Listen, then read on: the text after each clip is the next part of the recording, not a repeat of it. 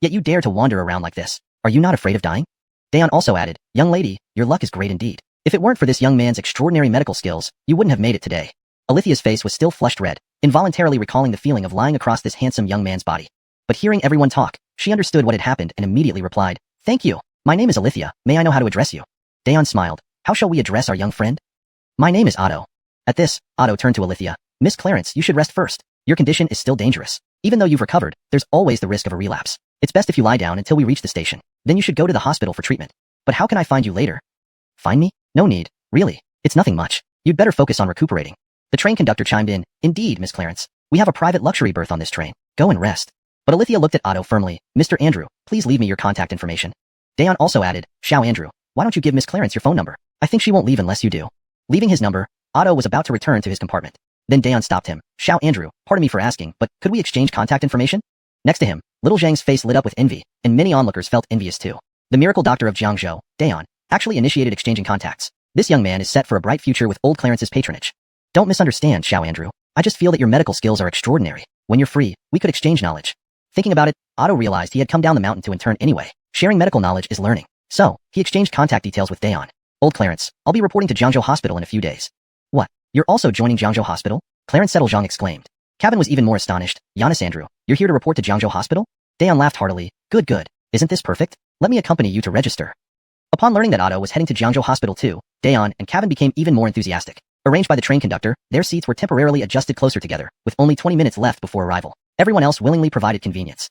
Xiao Andrew, where did you learn this 9 heartbeats? My master taught me. You mean the one you mentioned earlier, Olaf? Alexis. How strange. I don't recall any famous doctor named Olaf. Before they knew it, the train had stopped at Jiangzhou railway station. After getting off, Kevin and Dayon both had private cars waiting, taking them directly to Jiangzhou Hospital. Meanwhile, a black Mercedes-Benz van had already parked outside Jiangzhou railway station. As Alithia descended, several bodyguards approached her. A baron who looked like a butler carefully helped Alithia into the car. Miss, you really gave me a fright. Kaler has already said that you should be hospitalized immediately for examination and rest. Damien Fu, you go and find out about a person named Otto. He should be reporting to Jiangzhou Hospital today. Miss, did this guy offend you? Do you want? Damien Fu, what nonsense are you talking? If it weren't for him, I would probably be dead. This person is extraordinary. Even Dayon couldn't cure my illness, but he did. I want him to take a look at Grandpa. At the Jiangzhou Hospital Personnel Office. As Dayon arrived, Director Calvin of the Personnel Office welcomed him personally. Dayon smiled. Clarence Settlefiki, I'm bringing talent to our hospital. Xiao Andrew is here to report to our hospital, so please take care of him. Calvin immediately smiled. Old Mr. Clarence, absolutely no problem. Calence, you've spoken. I will certainly handle it properly. Dayon turned and said, Xiao Andrew, I apologize. I have some matters to attend to and can't accompany you. Once you're settled, we'll meet up again. Otto also smiled. Old Mr. Clarence, there's no need to trouble you. Please attend to your business. At Dayon's level, he was usually extremely busy and soon left. Otto, under the curious gazes of everyone, took out his reporting form from his canvas backpack. Very quickly, the personnel department processed Otto's onboarding procedures. Xiao Andrew, you've set a new precedent for our Jiangzhou Hospital. Director Fiki beamed. An intern would never have their onboarding handled by the personnel department. Interns generally had no salary and didn't occupy official positions, managed by either the medical or nursing departments. But this young man was different. Despite being just an intern with no formal credentials, he had a reporting form signed by the dean himself, enjoying the benefits of a full-time employee, and was personally escorted by old Mr. Dayon. Clearly, his background was extraordinary.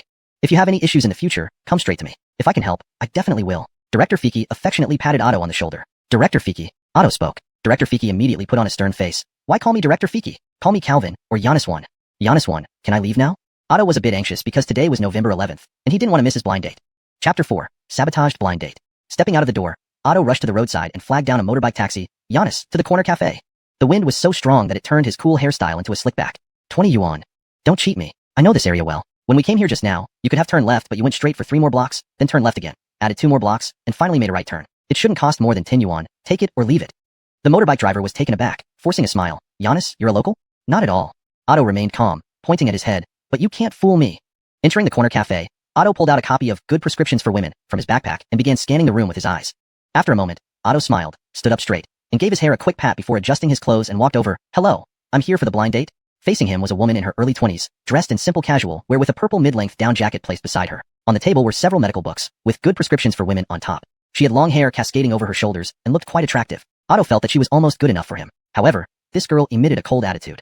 Does this girl not want to go on a blind date? Does she look down on me? With these thoughts, Otto walked up directly and sat down. Let's just get this over with. You first, or me?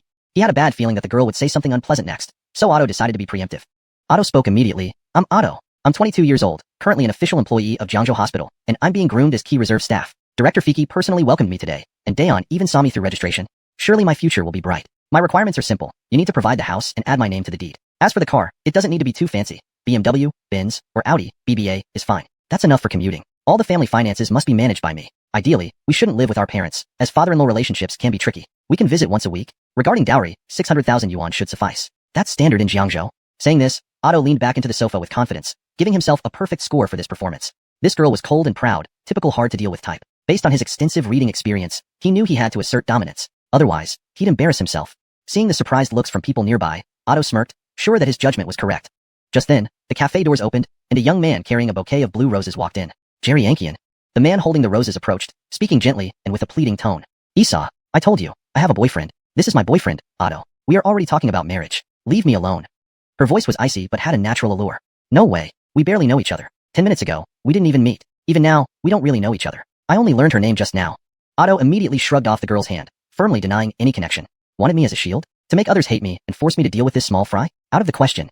When she hugged his arm, it felt unnatural and stiff, clearly out of nerves. Where was that earlier cold demeanor? Now she's clinging to me. I'm not some saintly protagonist or a pushover. Just because of a bit of beauty, you think you can lure me? Impossible.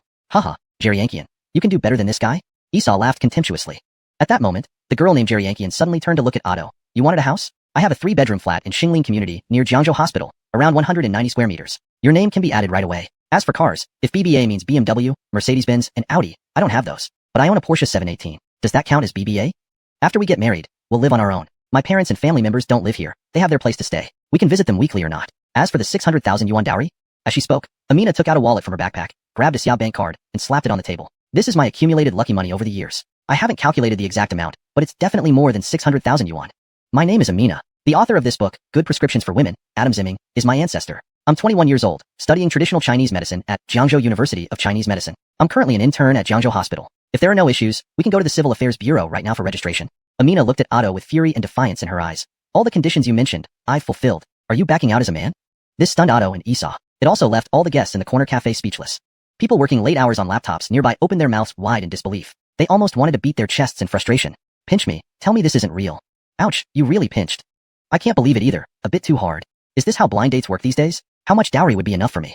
Forget it. Everything is possible in dreams. Jerry Yankian, don't joke around. Esau showed an unfriendly look, his eyes completely ignoring Otto. He felt humiliated. The goddess he pursued never even glanced at him, yet was willing to marry this country bumpkin in front of everyone? Otto, get lost if you know what's good for you. But Esau didn't expect Otto to ignore him and turned to Amina, asking, do you mean it? Alexis, I do.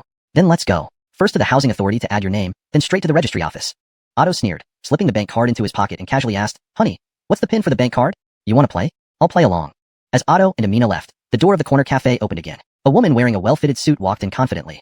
Seeing Esau holding flowers, she paused, then said, waiter, has table 2 been cleared? Clean it up, I'll sit there. Cowling down, watching Esau leave angrily, she pulled out a book from her handbag, titled Good Prescriptions for Women. Her phone rang, and she immediately answered, Aleka, hold the client for me for 10 minutes. If the blind date doesn't show up within 10 minutes, I'll come right away. Meanwhile, Otto didn't know that the person he should have met wasn't Amina. In the Jiangzhou service hall, he held the co-ownership certificate in his right hand and the marriage certificate in his left, feeling utterly bewildered. Looking at Amina beside him, Otto said, we're married? Should we head to the bridal chamber next? Isn't this too fast? I can't accept it. Chapter 5 showing a Clarence settle skill. Apartment 2601, Building 3, Apricot Grove Community. The snow-white light inside the room reflected on the ground like a mirror. At 190 square meters for 3 bedrooms, it was quite luxurious. The living room and dining area were spacious. The kitchen spanned at least 20 square meters, with an extra-large balcony outside. There was also a private terrace garden. The decoration was minimalistic, which suited Amina's demeanor perfectly. At this moment, Amina took out a document and tossed it onto the table. Otto sneered instantly. Pretend to be married, right? Sleep in separate rooms? Then get divorced after 1 year? I knew it. You have ulterior motives, but I just won't sign it. You. Amina's expression changed. Suit yourself? Then, Amina turned around and went straight back to her room. Find your own room to sleep in? Of the 3 bedrooms, one had already been renovated into a study. Naturally, Otto had no choice. As for sleeping separately, he didn't care at all. How could such a good thing happen? Getting married right after meeting. Now, reflecting on it, he realized he had been too careless. He had been cornered by this woman's words. Otherwise, he would never fall for such a trick, as it concerned a man's dignity. Even if it meant rushing through trials of knives, Otto would charge ahead. Just a bit disadvantageous, this way. Doesn't this make him seem like he's remarried? A night of cultivation. Otto was somewhat depressed. There was too little spiritual energy in the city. It was far from enough to support his cultivation. He needed to find some medicinal herbs to aid his practice. No matter when, cultivation must not be interrupted. Early in the morning, Otto got up. Amina's door was tightly closed. Otto scoffed, wait until tomorrow, I'll lock my door too.